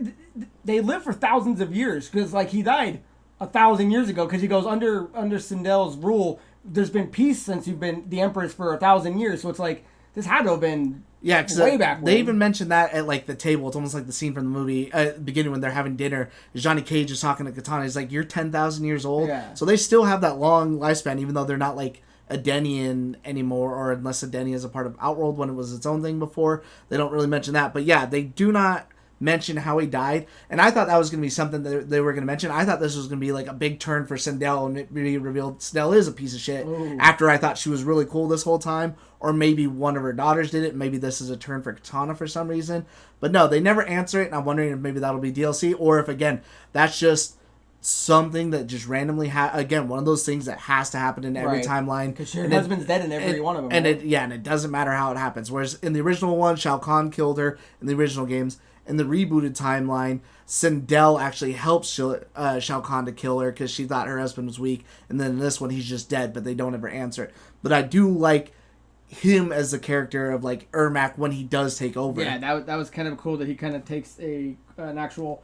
Because you never really talk to... Again, you never get to talk to him. You never find out anything about him other than that. So you're getting that father-daughter bond, and then seeing how Sindel really does love him compared to whenever you see her in any other incarnation, he was a weak fool and this and that. A wicked hoe. So as they move forward, they start getting a plan because they're approaching Shang Tsung and Quan Chi, and Melina says let her take the lead, and she ends up approaching them, and she kind of is lying to them, saying that she was actually a spy for Shao Kahn. I'll always call him Shao Kahn. And then eventually they're kind of impressed by it, oh, you've actually learned your place in this world, and you'll give up your seat. And then they get ambushed, and we learn. So they start asking questions about who the benefactor is, which is the first time we hear Shang Tsung refer to her as Damashi, and then and then from there Damashi ends up appearing, which the biggest pivotal point is that this actually ends up being the shape-shifting Shang Tsung from this Liu Kang's past timeline. Mortal Kombat 11's same. Right, Shang so Tsung. at this point we learned that it's a twin timeline, and that they're from each victor from that last fight, it's split into each of them being the Titans. So when it split, there was a version where Liu Kang won, and there was a version where Shang Tsung won, and he ends up taking the Emperor crown that they thought was going to be pivotal, ends up smashing it. He's like, this was a means to an end to get people here. Was there something you want to jump in with? Yeah, I was going to say, so... Well, I'll do two things as a stop. So one, Damashi is actually from Mortal Kombat Deception, and it almost plays out in not a similar fashion, but you play in that game. You play someone called Shujinko, and it's a big. It's called Conquest. It's a big storyline, and he spends his whole life gathering these Kamidogu, thinking under the guise of there's someone talking to him called Damashi that says they're from the Elder Gods, cool, and they need his help collecting these artifacts. When he gets these artifacts, it turns out to be the evil ruler, the Dragon King Onaga, and he's using that to come back to life so that way he can get the dragon army back. And so he fools Shujinko. So this is almost bringing in another game, Deception, into this, and it's almost like the same kind of thing with a Damashi. And then if you didn't play the DLC, you wouldn't know that this Shang Tsung played into that. So in the DLC, Shang Tsung is trying to help them because they think they need the crown to be able to do the Sands of Time, and then that ultimately ends because he ends up betraying all the heroes. He drains Raiden, he drains Shujinko, he ends up killing Shao Kahn and Sindel, or I think he just drains them down to where they're almost dead, and he's going to use them as pawns. But then that's what leads to that ultimate fight. Because that's not the ending of the original 11, that's the DLC Aftermath. Excellent. See, this is why I keep you around. So then the battle breaks through, and Shang Tsung, we'll just call him Dark Shang Tsung or Titan Shang Tsung, has his minions fight, and you end up smashing out through Raiden. But then Dark Sindel shows up, and she whoops on everybody. And when Dark Sindel ends up fighting Empress Sindel, it's a decent little battle. But this is where she ends up stabbing Empress Sindel, and as she's slowly dying, Melina freaks out again and transforms. You end up fighting it, and at the end, when everyone kind of rushes up to Empress Sindel, she is dying, and this is where Jared has the ability to now, they all have this special little moment. They're like, I'm glad we all had one last moment together, and he actually absorbs her soul, saying that she's with him now, and they'll be together for eternity. So now at this point, the Deadly Alliance. I was like, I wrote down a note. I kept calling him after this point. I got Jermac. Jermac, I like that. At this point, the Deadly Alliance is realizing that they've been screwed over. They're not going to get, there is no end goal now anymore. There is no promise of absolute power. So they agree for the time being that they will join forces. And Shang Tsung, our Shang Tsung goes, perhaps he's not as clever as, Titan Shang Tsung isn't as clever as we thought. If there's twin timelines, then perhaps there's multiple timelines. And this is where you find out that Garrus says that, if you want to look for that, only the Keeper of Time is able to do that. And Liu Kang, has to remind them, I've given up that power. Where Garrus says, I thought you might one day, so I've actually withheld the power and placed it somewhere safe, not wanting to ever tempt you because, you have a good life, and I wouldn't want to ever tempt you with that. And then I love when Liu Kang's like, you may have just saved us all, my friend. And they actually end up heading back to his temple, where I believe he's kept the power within a gift from Kung Lao, like the original Kung Lao. It's like a jade panda or something like that. Yeah, jade panda. So at this point now, they were going back to give Liu Kang back the power of being the Keeper of Time and seeing what they can do in terms of finding new timelines. And that brings us an end of Act 3. Anything on that you want to add? No, I actually really loved it in the real reveal of like a concurrent timeline, especially that Shang Tsung, because then when he's talking, he's like, you promised us this and that. He's like, no, you're just pawns. I'm going to kill everyone in this timeline and absorb it into my own. That even still, he could be ruler of his own timeline and have nothing to do with anything else, but because he knows that Liu Kang that bothered him so much is out there, that he's going to go out of his way to try to fuck everybody. Yeah, I did like that too. Like, he's that hateful. Yeah, I was thinking the same thing. I'm like, dude, you rule your timeline. Like, everyone's under you. He's like, but because he's still in existence somewhere, he's like, I'm coming and I'm going to just wipe yours out and take everything and just take all the power and imbue it into mine, but I'm wiping you out. And I'm like, dude, that's gnarly. Like, that's classic Shang Tsung. I didn't even think that that's who it was going to be. I didn't know where the story was going to go, but I really liked that idea a lot more than if it had been like a Kronika or something else. I was like, man, actually, this is really cool, and it makes sense. And again, that's why I was saying that this Shang Tsung, this version that we get, is so good with like his voice acting and everything and all the screen time that he has. I'm like, I just want more, and this was just giving me everything I wanted. Yeah, perfect. So with that, we move into the last act, which is Act 4, which is the shortest, with only 3 chapters, being the Deadly Alliance, the Time of Death, and Armageddon. So with that, the first chapter would be 13, which is Deadly Alliance, where you're going to play Shang Tsung. You have 4 fights against Dark Kenshi, Dark Rain, Dark Scorpion, and Dark Shao Kahn. Your cameo fighter is going to be Quan Chi, and the stage throughout will be the Gateway Night. So in Deadly Alliance, Johnny Cage starts off using this drone that he has to kind of scout out what's going on. They realize that this is such a big plan. They have these magic portals. They have an army going on. So surprisingly enough, they asked Scorpion to devise a plan, and he kind of comes up with this plot for everyone to kind of split their forces to where they need to go. And what we focus on with Shang Tsung is they send the magic user, which are him, Quan Chi, and Raiden, to go destroy the portals. Now, as you're going on and fighting these dark battles, the Dark Alliance kind of gets into some stuff with Rain and Smoke, and Raiden actually ends up saving them. And during that, they realize that Shao Kahn is, for some odd reason, maybe you can explain to me, his life force is actually what's feeding all the portals. So you go into another battle, Shao Kahn is actually about to beat Raiden, and the Dark Alliance actually save him. And during that, they actually end up killing Shao Kahn and Raiko. And I think, did they use the line, your soul is mine? He did something which was pretty boss. And at the end, and this is a really quick chapter, and at the end, the Dark Alliance the Deadly Alliance goes to go fight the Dark Army. And that's kind of where that chapter ends. So Anything you want to jump in there? No, that was kind of like a shorter one. I mean, that really summed it up. I don't think there's anything special for the portals besides the fact that like he was just imbued with it. Unless maybe it's because it couldn't be from the previous one because it's not even the same guy. It did take everyone to do it though. So I mean, he was still kind of like if you're gonna put it in anybody, it might as well be Shao Kahn. I like that scene because they actually reuse that from another one because it's actually not even Shao Kahn. So in Deadly Alliance, they had killed Shao Kahn. This is from, I think, the start of Armageddon is. No, it's the start of, I think, Deception. It's Raiden versus Quan Chi and Shang Tsung, and he's kind of kicking their ass for like a little bit, but they overwhelm him and they like beat him in like a really cool way. But then that's when Onaga shows up and he's walking through and he's tough, and so they're doing their blast like they're doing, and it's not enough. But then Raiden gets up and it takes all three of them to kind of try to do something, but he's still too strong that Raiden does this thing that's almost like a self-destruct that's supposed to kill everything there. It doesn't kill Onaga, but it just blasts out everything else in that castle that he's in. And so that was kind of like a rehash of that scene. I'm like, oh, that's really cool. I like that they did it in that way. I also really like that, I don't think we mentioned it before, Liu Kang has kept Outworld a secret from Earthrealm, so they do not know anything about Earthrealm. He doesn't think humans can handle it, and that's just the way that it is, whereas everyone else is kind of aware of these other realms. But Melina is so fascinated by, she's surrounded by magic. Yeah. She's so surrounded by magic and monsters and all this stuff, but when Johnny Cage has this drone, she's so just mind blown by technology. Yeah, she's like, what is this magic? It's not magic, technology. Yeah, that was actually a really cool spot there. Let's see here. So moving into chapter 14, which is Time of Death. Oh, actually, I wanted to ask you, how did you like playing Shang Tsung? Because this is the first time you actually get to play him.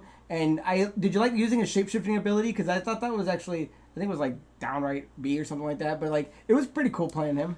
I like doing that, but it's definitely different from the old version. But I did like you could still shoot his like skull out. Yeah, and I think too, because I tried using a little bit of it, so I would do like shapeshift into the old version or shapeshift into somebody else. But yeah, between the old and the other one, I used the younger one a lot more than the old one. I was like, all right, dude, let me just get these guys out of the way, because when I'm sitting there trying to mess around the battles, like they're just kicking my ass. All right, so chapter 14 is Time of Death with Liu Kang with 4 battles fighting Dark Baraka, Dark Li Mei, Dark Liu Kang, and Dark Katana. Your cameo fighter is going to be Titan Katana. Your stages are going to be the Hourglass Intact as well as the Hourglass Damage. Now, this one gets pretty interesting because this is where Liu Kang has finally regained his Titan power and he begins searching different timelines. And the first one he actually comes across is Katana, which in terms of the storyline are actually his Katana, because he points out to her that this is the same one that he fought what's he say? The same one that he fought in Shang Tsung's courtyard, battled alongside her in the Coliseum,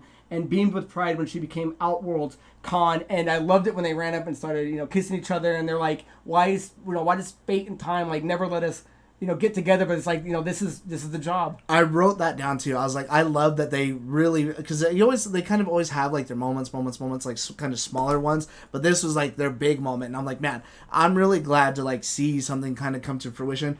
But also what we can infer from this and some of the others that they've done, especially leading into later, in kind of what I liked is when you do Mortal Kombat's towers, everybody always has like separate endings and they're never really like canon. You might have one that is. That what we can infer from this and what they're saying is Liu Kang's won because he says in some worlds Kano won, in this world this person won, in yours you were the one who won. So that they pretty much took everyone's endings of the last one and just made them all canonical. That's awesome. And this is going to play into some notes that I have written later on too about this game, and I'm like, oh, that's really cool. That's a cool idea, because in the other ones, like Melina is Empress, and then she takes like Tanya as her wife, which is why I kind of hinted at that later. There's another one where like Jackie makes it so her father wasn't a revenant, because in 11 he's got that like PTSD, but that makes it so that way she is never born. And so there's all kinds of different things, but I was like, okay, that's cool, because instead of having all these scattered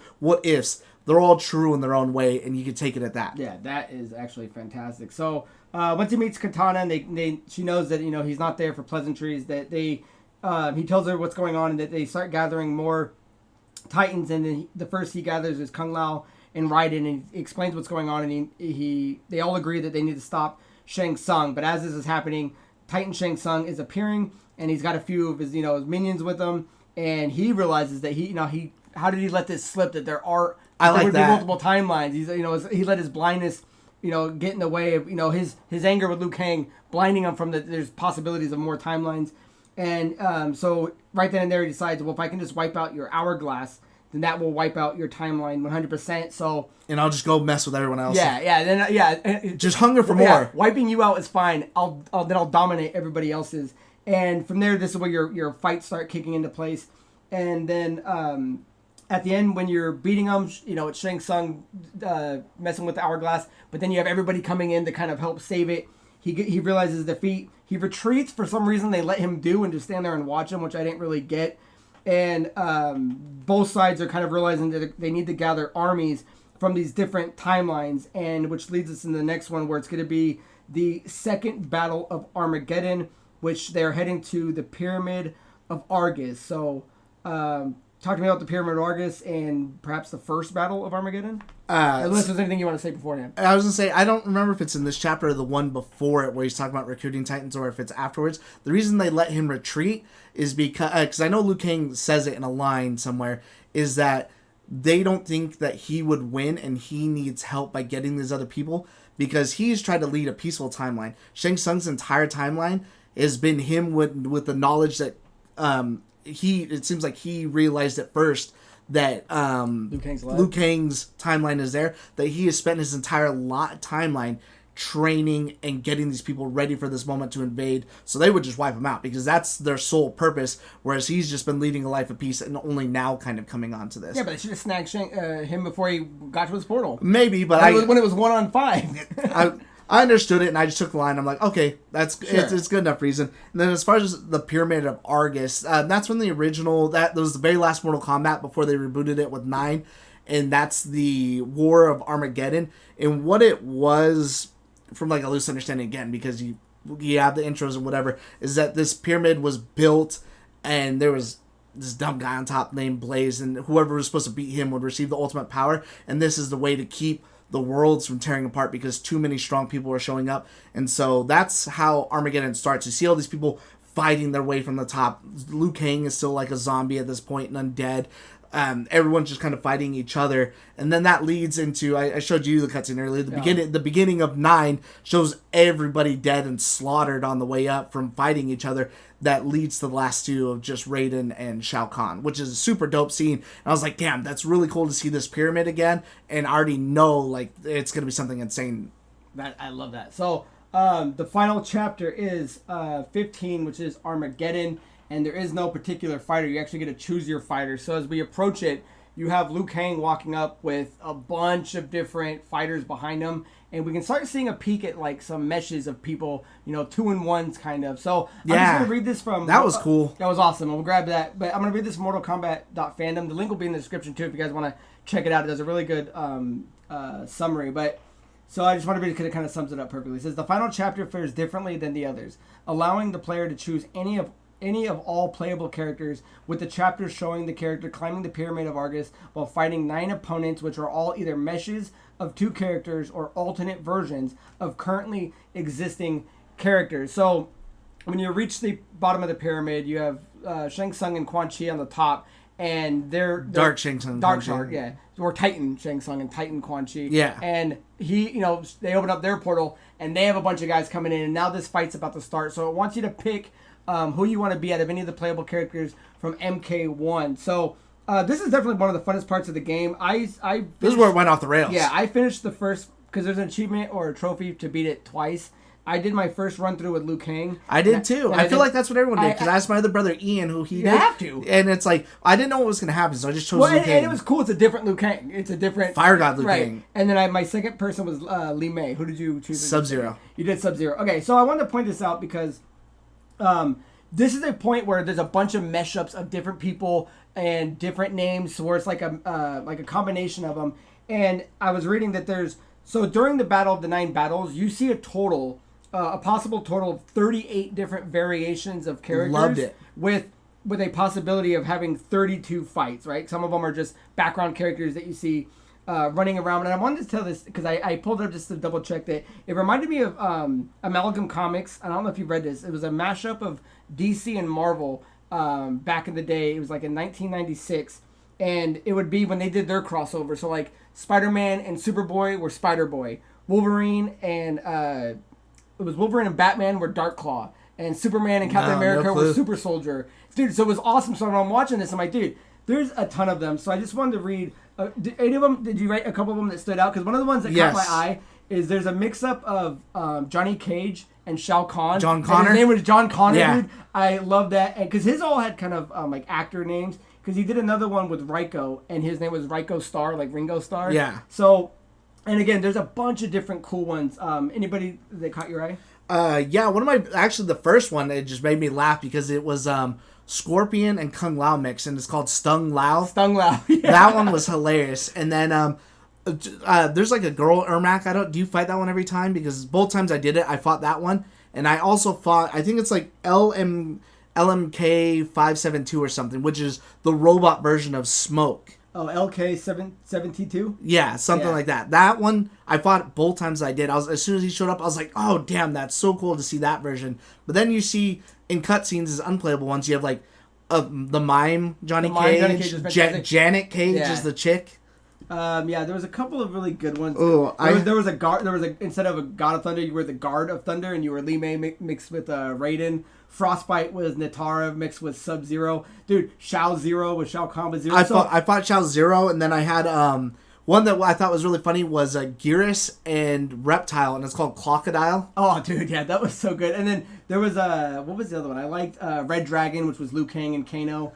I had Fire Cage was Liu Kang and Johnny Cage. I had Kang Quan, which is Quan Chi and Liu Kang. Oh, what was the one? There was Quantum Chi, which was Garrus and Quan Chi together. Yeah. There's a lot of cool variants, and I'm like, dude, this is so dope. This was the best part of the game because you can start seeing all these mixes up of people, which was I put it up there in top Mortal Kombat moments with those ones we were talking about earlier. Yeah. I was like, dude, this is almost on par with that scene. Like, that scene just came out of nowhere, so that's always gonna be my favorite, but it's right there. Yeah, so this is ending with a great final of these battles, and so eventually as you're reaching the top of the pyramid, you run into Titan Quan Chi and Titan Shang Tsung as the final fights, and your version of Shang-Chi and Quan Chi, Shang Tsung and Quan Chi try to help, and they do a good job, but as they turn around and tell you to help get up the pyramid, I think they rip their skeletons out. So right then and there, we know that those versions are now dead. And as you do the fight, there's one version of it, and then afterwards they end up kind of subduing Liu Kang. So you fight the last one by yourself without a cameo. You end up beating it. Liu Kang comes up to you, gives you his praise, gives you his thanks, and then the timeline begins to rupture and start shaking. So as it ends, he pushes whatever character you chose back into your timeline. And then as we cut to the very ending, it shows everybody, Johnny Cage, Raiden, Liu Kang, Kenshi, and Kung Lao are all back at Madame Bo's tea shop, all kind of rehashing what was going on. Johnny Cage is saying that he's in the development of making a Mortal Kombat movie, and they're all kind of, joking with it. Liu Kang says that he's going to go out and he needs to reset the differences or the defenses of the Earth Realm, and then it ends with Madame Bo asking who's going to pay the final bill, and then we kind of go into credits and we'll go into after that. But I mean, that ending for me was just so insane. And again, Mortal Kombat doesn't need to make a lot of sense for me, but I'm like, dude, that was awesome. It's just like this was totally like what 11 was. Where I'm like, dude, I never even thought like, oh, there's multiple timelines and in this sense, and that this is what's happening. Whereas like I never even thought about people made again because some people are changed in this one already, but not a crossover. And now there's all these different variants. I was like, dude, that was so dope. Yeah, it was extremely awesome, and which leads more questions, and we'll get into that in a second. But I do want to, before we do pros and cons and end our final thoughts, there is a post-credit scene that happens, and what happens is it goes back to the Pyramid of Argus, and these group of people appeared, and they're kind of looking over all the bloodshed, and the leader, who is now Lord Havoc, who looks awesome in his gear with his messed up face, who's accompanied by, and I looked it up to see exactly who it was, is a mixture of, because they don't give everyone's name, a Quan Chi Sub-Zero mix, a Tanya Katana mix, and a Kenshi Kano mix. And the Kenshi Kano character, talking to Lord Havoc, says, it looks like this all ended too fast. And then Lord Havoc, looks up at the screen and says, the next time it won't. So clearly implying that we're going to do a Mortal MK2, if that's what they want to call it, MK2 or MK anything. But so it is set up for another one. It's not a final one. So before we get into final thoughts, how'd you like that post-credit scene? Because I remember you texted me, you're like, I heard there's a post-credit scene, make sure you watch it. And then when I beat it, I texted you, I'm like, oh yeah, there's a post-credit scene. Yeah, I love that. It seemed like they just reveled in like the fight. They're like, that was great. Like, too bad it was short-lived. And there's like an armless version of Jax that's like a younger one still there. And Lord Havoc just crushes his head before he's like, oh, next time it won't be. And I would like Havoc to, I don't know if they would do DLC or if maybe that'll be like the next story. I think he would make a great villain because, again, this version of Havoc, what it seems like, he's not good or evil. He just believes in chaos and sowing chaos. And to some people that he's freeing from fascism and stuff like that, he's a hero, a revolutionary. Whereas depending on if you look at him from the other side, he's, just this guy that's fucking everything up and doesn't believe in anything and a killer and he's just not good. So he's just somebody who doesn't believe in anything besides chaos. Like, that would be a really cool villain because that's you're not right or wrong. It's your point of view because he's not trying to rule anybody. He's just trying to create this chaotic moment. I'm like, dude, that would be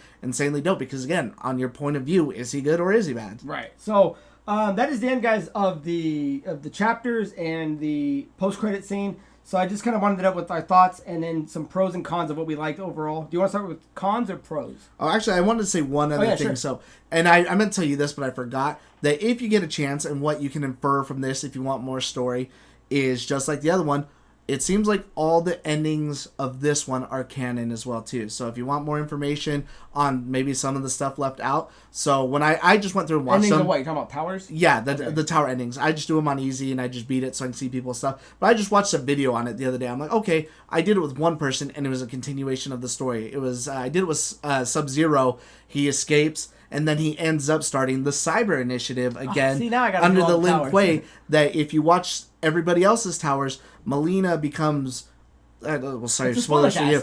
Melina becomes Empress, and she... I don't know if it's hers or Barak, as I forget. I'd have to watch it again. But she finds out about these people living in squalor, in Tarkot and stuff. She reveals that she is Tarkotan to her people, and over time they accept her, and she goes out of her way to be a good empress. Excellent. And to help these Tarkatans and stuff. So it seems like all of these endings too are considered canon because there's nothing that's like crazy out there. They're all like General Shao Kahn like escapes and then he tries to rally up like a new army to try to overthrow Outworld. So it's nothing like extreme. It just seems like a continuation of where the story would go. I'm like, that's cool. I like these endings a lot more than like Shao Kahn is now 100 feet tall and he's a giant dragon and no one could stop him. That these are all canonical, and when you're beating them, you're getting more information for the game. So I would just go watch it, and it was like a 30-minute video. I'm like, oh, so dope because it continues a lot of the little story. Yeah, there's like 20 playable characters, 20 plus playable characters. So yeah, that's a lot of good alternate things that can. I was like, watch them. There's some pretty cool ones in there. So do you want to do cons or pros? You want to end on pros?